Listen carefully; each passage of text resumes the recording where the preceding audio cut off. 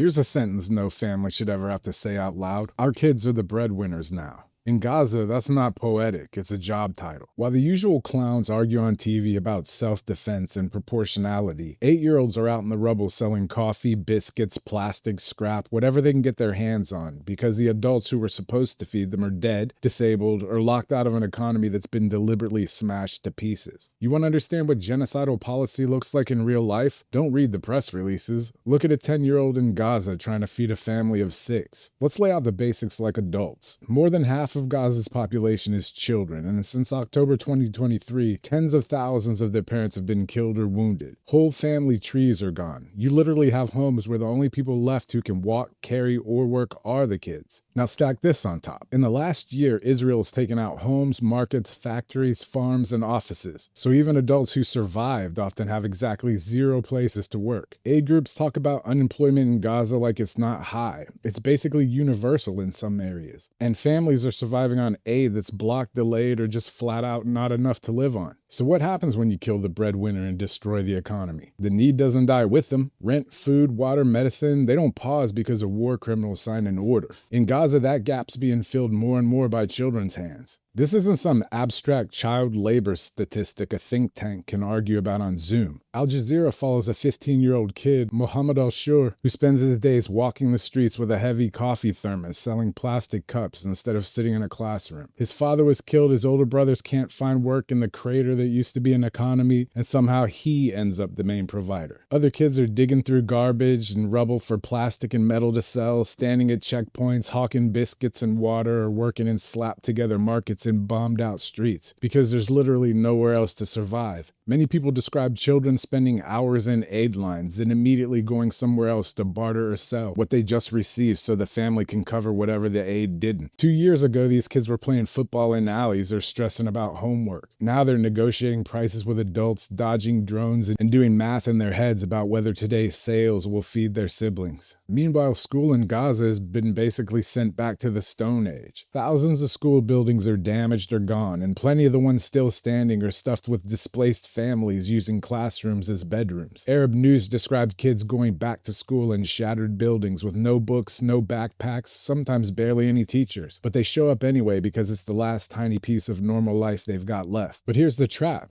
Even when there is a school to go to, a lot of the kids can't go consistently because they're too busy keeping everyone alive. They wake up, hustle for money or food, maybe squeeze in a couple of hours of class, then head right back out to the grind. Every hour spent selling coffee or scrap is an hour not learning to read properly, not doing math, not becoming the engineers, nurses, and teachers Gaza will desperately need if it ever gets the chance to rebuild. That's how you manufacture permanent poverty. You don't just bomb buildings, you bomb the future workforce by forcing today's kids to trade their education for survival. And these aren't emotionless NPCs grinding out side quests. Studies and aid reports talk about severe psychological toll like it's a dry phrase, but what it means is chronic fear, nightmares, depression, and kids carrying this insane sense of responsibility and guilt. Imagine being 11 and thinking, if I don't sell enough today, my baby brother doesn't eat. That's the mental load. And these children aren't just breadwinners, they're also babysitters, nurses, and therapists, looking after younger siblings and sometimes traumatized or injured parents and grandparents.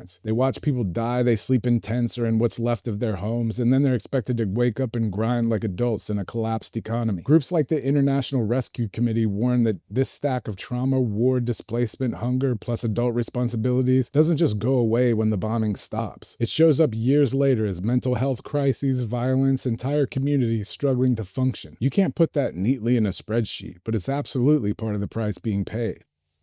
Now let's kill one lazy narrative right here. This is not just how Palestinians raise their kids. Under normal conditions, Gaza's families are obsessed with education, and even pre-war child labor was driven mostly by the long-term blockade and economic strangulation, not some cultural desire to send children to work. Blaming culture for this is just some bullshit way of dodging responsibility. What you're seeing now, a spike in children as primary breadwinners, isn't random, and it's not tragic but unavoidable. It flows directly from political political and military choices. The bombing of ground operations that killed tens of thousands of adults and wiped out civilian infrastructure. The ongoing siege and restrictions that make it almost impossible for aid and normal trade to cover basic needs. The total absence of a real safety net that could protect families from being pushed straight over the edge. International law is very clear on this. Forcing kids into dangerous work, especially in a war zone, breaks multiple child rights and labor conventions. When you build a system that predictably leaves children with no choice but to work in war rubble, that's not a glitch, that's a feature. Aid organizations call this a negative coping strategy, which is the polite way of saying when adults can't earn and the system is designed to keep people desperate, kids are the first ones thrown under the bus. In short term, things like cash assistance, food distributions, and safe learning spaces can reduce this pressure to send kids out to work. But they're also clear. As long as the genocide keeps going, as long as the siege continues and the economy is strangled, Gaza's going to keep producing child breadwinners. If you actually want Palestinian kids in classrooms instead of selling coffee in ruins, you don't just toss a donation at the problem and call it a day. You push to end the conditions that make a 10-year-old the man of the house in the first place. Because children as breadwinners is not some unfortunate side effect of this genocide. It's one of its clearest, ugliest truths.